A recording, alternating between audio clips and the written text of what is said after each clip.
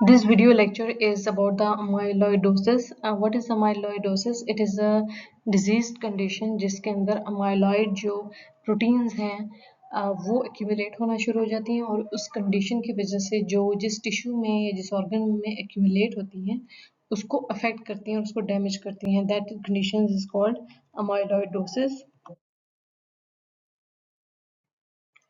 Amyloids. What are the amyloids?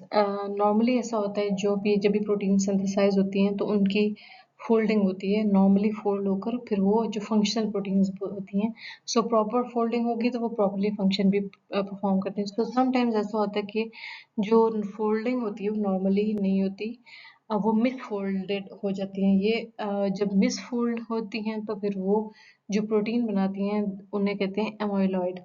So misfolded proteins, amyloids are aggregates of proteins that become misfolded into a shape that allows many copies of that proteins to stick together forming fibrils. अब होता ये है कि ये जो misfolded proteins है amyloid हैं ये जब काफ़ी सारी बनती हैं उस केस में क्या होता है कि फिर ये एग्रीगेट होती हैं और जब एग्रीगेट होती हैं तो ये फिब्रल्स बना देती हैं उस टिश्यू में.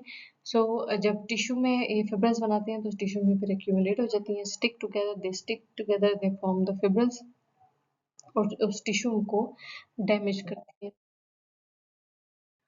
Amyloidosis is a rare condition, a serious condition caused by extracellular deposition of abnormal insoluble fibril protein called the amyloid. ये abnormal है एक तो normal side के दूसरा insoluble है ये dissolve नहीं होती. So such insoluble proteins get deposited in tissue causing tissue damage and functional compromise. So वो tissue damage भी होगा उसका function भी proper नहीं होगा. बेसिक मैकेनिज्म क्या है कि एबनॉर्मल फोल्डिंग ऑफ प्रोटीन या मिस फोल्डिंग प्रोटीन है. नॉर्मली क्या होता है कि अगर कोई मिस फोल्डेड प्रोटीन हो गई है तो उसको क्या होगा वो डिग्रेडेड हो जाती है या तो प्रोटीजोम पाथवे प्रोटियोजोम जो है उस पाथवे के थ्रू या फिर माइक्रोफेजेस उसको डिग्रेड कर देती हैं. जबकि एमाइलोइडोसिस के केस में क्या होता है misfolded proteins are not degraded due to failure in control mechanism leading to aggregation of proteins forming fibrils. So जो control mechanism है जिन्होंने इसको misfolded proteins को degrade करना होता है वो fail हो जाते हैं और उसकी वजह से क्या होता है कि aggregation के बाद जो tissue damage होता है उसे कहते हैं amyloidosis. तो इलेक्ट्रॉन माइक्रोस्कोपी में किस तरह से नजर आते हैं ये ऑल टाइप ऑफ एमोइलॉइड्स हैं जो कि कंटिन्यूस नॉन ब्रांचिंग फिब्रल्स बनाते हैं. ये ब्रांचिंग नहीं होगी और ये फिब्रल शेप में होगा. इनका डायमीटर जो है वो 7.5 से 10 नैनोमीटर डायमीटर होता है. ये इनकी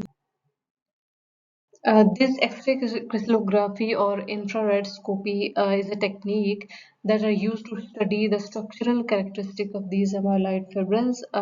ये ऐसी techniques हैं जो इनके structural किस तरह का structure होता है और जिसके अंदर यहाँ पे जो structure नजर आ रहा है that is beta plated sheet. जो amyloid fibrils हैं जो combine होकर beta plated sheets बनाते हैं और इनको देखने के लिए जो techniques use की जाती हैं that are X-ray crystallography और infrared spectroscopy जिसके अंदर नजर आता है कि cross beta pleated sheet configuration है और उसके अलावा they are responsible for distinctive Congo red staining and birefringence. अब होता ये है कि जो इस कंपोजिशन की वजह से जो क्रॉस बीटा प्लेटेड स्ट्रक्चर है they allow the amyloid deposits to bind the Congo red dye. So Congo red dye ये जो ये नजर आ रहा है ये इन बीटा प्लेटेड शीट की अरेंजमेंट की वजह से इनसे बाइंड कर सकता है और फिर वो जो रिजल्टिंग जो भी रेड कलर है वो प्रोवाइड करता है under the light microscope.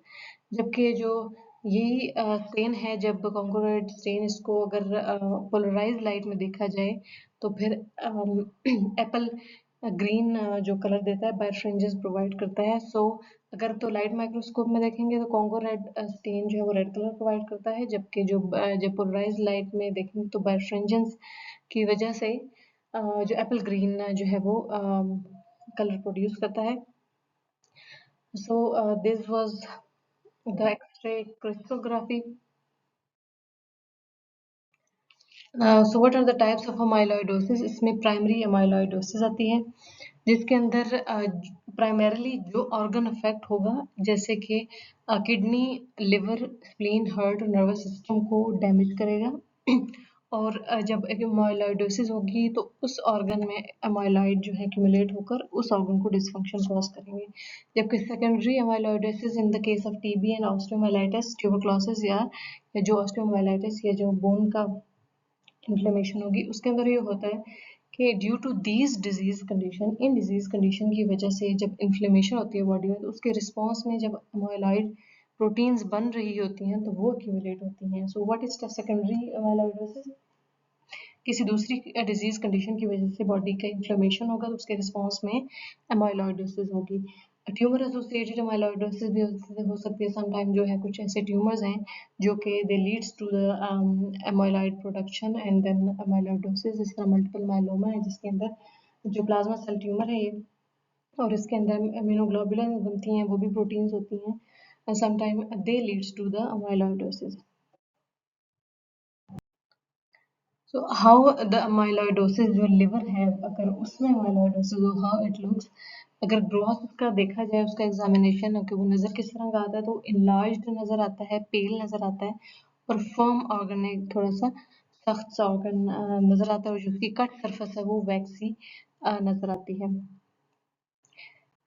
Then जो स्प्लीन है वो किस तरह से नज़र आती है? स्प्लीन की जो सरफेस वो सेगो स्प्लीन की फॉर्म में। सेगो स्प्लीन, सेगो मीन्स जिस तरह से नॉर्मली साबूदाना जिसको कहते हैं, साबूदाना की शेप की तरह की इसका स्ट्रक्चर हो जाता है इस तरह से, तो इसको सेगो स्प्लीन कहा जाएगा। सो स्प्लीन जो है अगर उसमें माइलोइडोसिस होगी तो वो सेगो स्प्लीन की फॉर्म में नज़र आएगी।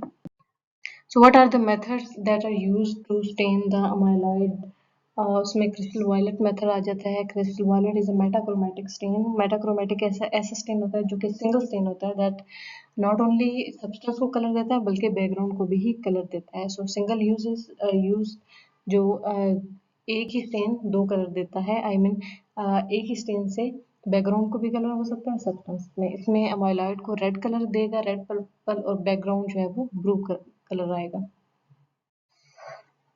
Next stain is Congo red stain. Light microscopy में अगर कॉन्गोरेट स्टेन किया जाए अमाइलॉइड को तो वो रेड कलर प्रोवाइड करता है अमाइलॉइड को और न्यूक्लियाई ब्लू कलर के होते हैं। As shown in this figure, ये जो अमाइलॉइड है जो कि टिश्यू में रीनल बायोप्सी जो है इसमें नजर आ रहे हैं।